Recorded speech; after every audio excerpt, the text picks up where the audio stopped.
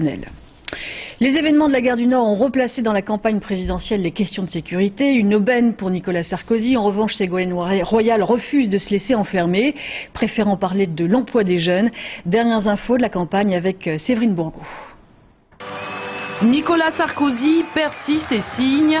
Hier à Nice, le candidat UMP est revenu sur les incidents de la gare du Nord. Il accuse Ségolène Royal et François Bayrou de complaisance envers les casseurs. Dans son discours particulièrement musclé, il ironise sur l'ordre juste prôné par la candidate socialiste. Cette gauche qui voudrait nous faire croire que les voyous qui ont tout cassé à la gare du Nord étaient juste révoltés par l'injustice, eh bien cette gauche-là, elle a perdu tout sens moral. Je suis heureux de le lui rappeler.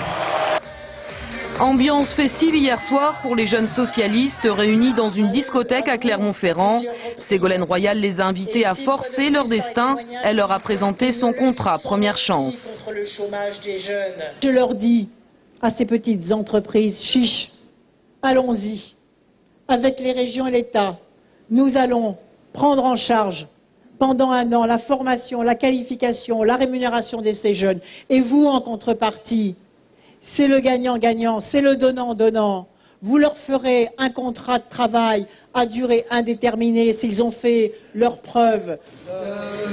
Arlette Laguillet, en meeting hier soir à Strasbourg, a dénoncé le chantage au vote utile. La défense des travailleurs et des travailleuses reste son credo. Les socialistes sont prévenus.